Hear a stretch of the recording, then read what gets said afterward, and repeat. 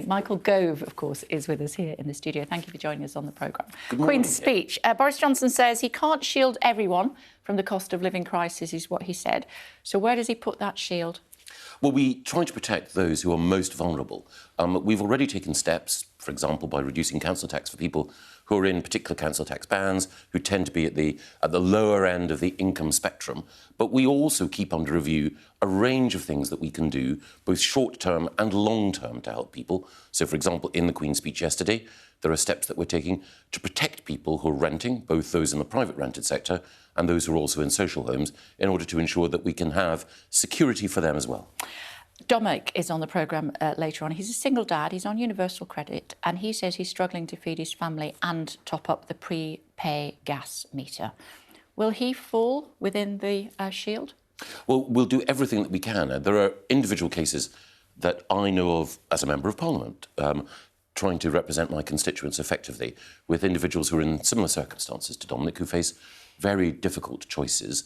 And that's why in government last night, the Prime Minister convened a meeting of most of the Cabinet, everyone who has a responsibility that bears on cost of living, to make sure that we were all doing everything that we could to review every policy lever at our disposal in order to ensure that we can help people like Dominic and others. So the Queen's speech yesterday had a package of measures, many of which will help, but it's also the case that we don't just rest there. We are always in every way looking to see what we can do to help citizens. Well, let's talk energy bills as a specific, because that's what Dominic is talking about later on. I just saw an interview with you back from 2016, before Brexit, and you said that after Brexit we would cut VAT on fuel bills.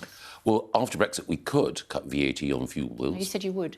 Well, at the time, I wasn't the Energy Secretary. At the time I said that, I remember the interview very well, that this was one of the things that we could do outside the European Union that we could not do inside the European Union. Well, what we've chosen to do is to target the help on the very poorest. Cutting VAT on fuel bills would mean that would help everybody who pays a fuel bill, including the Duke of Devonshire. I've nothing against the Duke, but my view is that if you've got a spare extra pound, it shouldn't go to dukes, it should go to people like Dominic. So why did you highlight it as the case back in 2016 then? Because it was one of the freedoms that Brexit could bring us, and there are other Brexit freedoms in the Queen's speech, which will enable us to both reduce the cost of living pressures, but also to grow the economy. Because ultimately, for Dominic, for you, for me, the answer to economic pressures now and in the future is a growing economy. So outside the European Union, for example, we can take steps to make sure that our farming and our agriculture and our scientific sector can produce more and can produce more cheaply. But why? Those bills are in the Queen's speech. Sure, but why say, as a result of leaving the European Union, we could cut VAT on fuel if you didn't think it was a good idea? I thought it was a good idea, is a good idea, but not the priority when you have a cost of living challenge of the one that we do at the moment. The most important thing to do is to target help on those people who are, in relative terms, poorer. And so, I want to cut all taxes all the time, everywhere. But at the moment, we have on that, are we? Well, we have to prioritise. I should say that in the last spring statement, again, Rishi showed that when it came to allocating money, his priority would always be to help the poorest.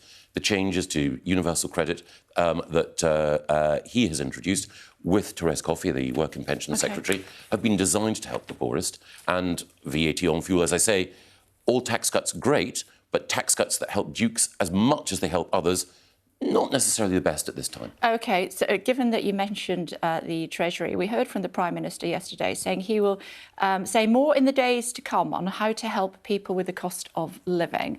And then almost immediately, the Treasury is saying there'll be no emergency budget and we'll set out the budget timetable in the usual way. So who's right? Is there going to be an emergency budget or not? They're both right. And no, there won't be an emergency budget. OK, explain that to me. I will. The key thing is, it's sometimes the case, it would never happen with Sky, it's sometimes the case that words from a Prime Minister or a Minister are overinterpreted. So the Prime Minister is right. We will be saying more and doing more in order to help people with the cost of living challenge that we face at the moment. But that doesn't amount to an emergency budget. It is part of the work of government. So last night, the Prime Minister convened a group of ministers. We'd all done work on some of the things that we could do to help those policy initiatives. Those policy initiatives will be announced by individual departments in due course as they're worked up. But that is part of the process for a government that is always and everywhere thinking about how we can help and how we can provide support, both short-term and long-term. The Queen's speech yesterday, it contains legislation. Those laws will take a little bit of time to pass. But once they're passed, then they give government the big levers necessary to generate economic growth. In the meantime, we look to see what we can do more quickly to help. But none of that amounts to an emergency budget. So one of the suggestions... And so therefore, both the Prime Minister and the Treasury were right. One or two people who were inclined to over-interpret have now had the chance to correct the record. Or maybe the Prime Minister misspoke. Not that he ever does that. He never does that. Never does that. Levelling up, as your brief, of course, you talked about tackling the astronomical profits of property developers. Yeah. What about the astronomical profits of oil companies? Well, we look at all economic activity and we make a judgment about what we can do in order to help the consumer and to help the citizen. So are you looking at the astronomical profits of oil companies? I'm looking... A windfall tax? No, I'm looking specifically at the property sector and making sure that companies, to be fair, which have done well out of government funding in the past, play their part in making sure, first of all, that they help us to resolve the building safety issue, the cladding issue that the Grenfell fire so tragically brought to light, and also that we work with them in order to make sure that more people have access to high-quality, beautiful, affordable homes. So, my job in my particular role at the moment is to work with those building companies and also to work with local authorities to get the right homes in the right places at the right price. So you've got your eye on their astronomical profits, but not on the astronomical profits of energy companies? Well, as I say, the position with energy was outlined in the energy strategy that the Prime Minister put forward just a few weeks ago, in which we outlined a path towards energy security for the long term, and making sure that we can have access to a dependable supply of lots of different types of energy. That is the right thing to do.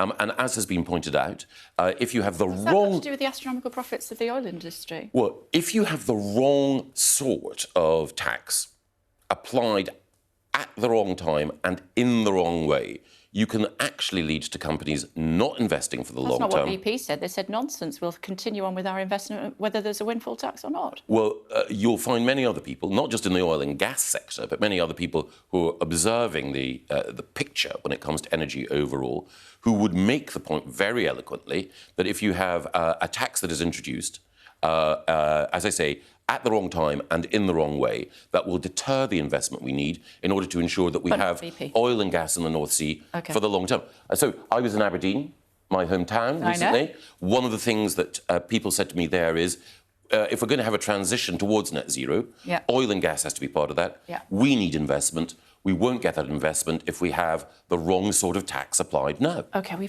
I'd love to press you on that more, but we've not got time because I want to talk to you about the Northern Ireland Protocol. Of course. What's the plan?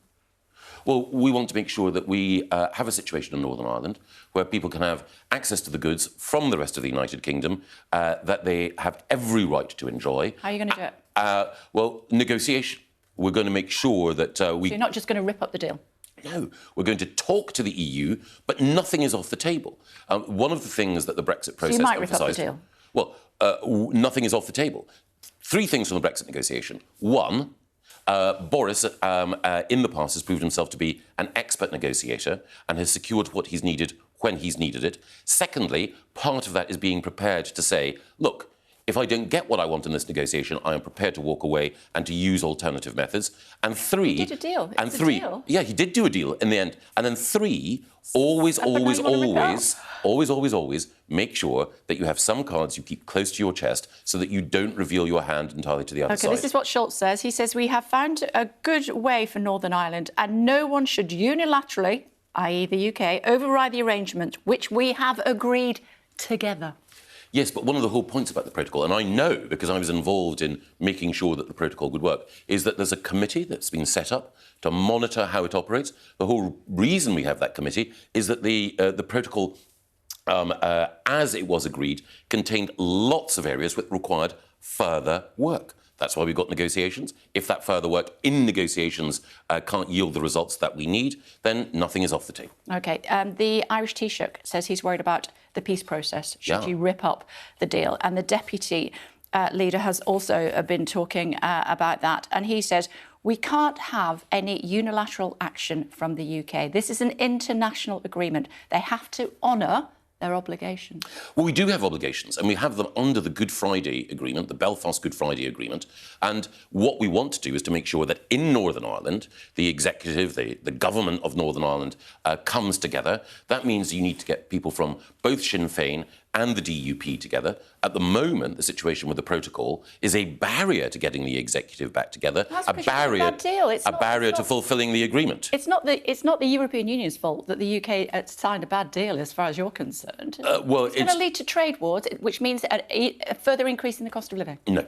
Well, that's what the EU is saying. Well, as we've seen before in negotiations, there are some actors on one side of the negotiation, one side of the discussion, who will say certain things, and that's fine. I'm not going to criticise them, but I think the important thing is to recognise that in Boris and in Liz Truss, we have two tough negotiators. Boris and Liz together secured not just our deal on exit from the EU, but a number of free trade agreements that people said that we couldn't sign in that time. So full respect to Olaf Scholz and Leo Varadkar, but Boris and Liz, they are the negotiating duo. Here we go. Here's one of your own then. Simon Hoare, Conservative Chair of the Northern Ireland Select Committee. He says no honourable country should act unilaterally within an agreement. Well, Simon, I understand, knows a great deal about the protocol because he's the chairman of the Northern Ireland Select Committee, as you say, and he will know, as I've said, that what we are seeking to do is to negotiate. And Liz, the Foreign Secretary, is seeing Maroš Šefčovič, the EU Vice President, tomorrow. I hope you're keeping up at home with all these names. Yes, tomorrow, that's diplomacy, in order to make sure that we can take steps to resolve this issue. Okay. So we are talking. That is what... that's what Foreign Secretary does. When will we see whether you're either going to rip up this agreement or not? Next week? This week? Month's time? There isn't 2023? There isn't anything that's going to be ripped up. What we are doing is making sure that we safeguard the position of people who are in Northern Ireland within the United Kingdom. It is our responsibility as the government of the whole United Kingdom to make sure that people there have are fully citizens of this country and that the peace process is protected. In order to protect the peace process, we need to make sure that we get that executive back up and running. Just before I let you go, how comfortable do you feel, honestly, about the most law-breaking street in London being where the Prime Minister lives? I'm not sure what you mean. 50 fixed penalty notices so far, more to come, probably for the Prime Minister as well. Does that sit happily with you? This is a big issue. It relates, of course, to what went on in Downing Street and indeed more broadly. And what's the answer to my question? It has to be said.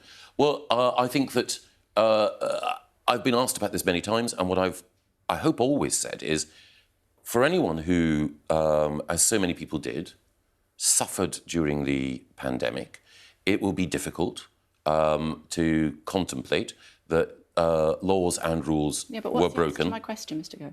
I'm explaining exactly how I feel. Go on. Because the question was a short and pithy one, but it requires unpacking because there is so much behind it. But ultimately, I think that you have to judge these things in the round. And my view is that the Prime Minister and the people who worked in Number 10 Downing Street contributed to getting the big questions right in the pandemic. And as recent figures show, the United Kingdom, even though the government was roundly criticised, the United Kingdom, and it's not a race, but the United Kingdom did a better job collectively of handling the COVID pandemic than many other countries, and that is down to the Prime Minister's leadership. We're out of time. It's good to see you. Thank you very much, Kay. Thank you. Thank you.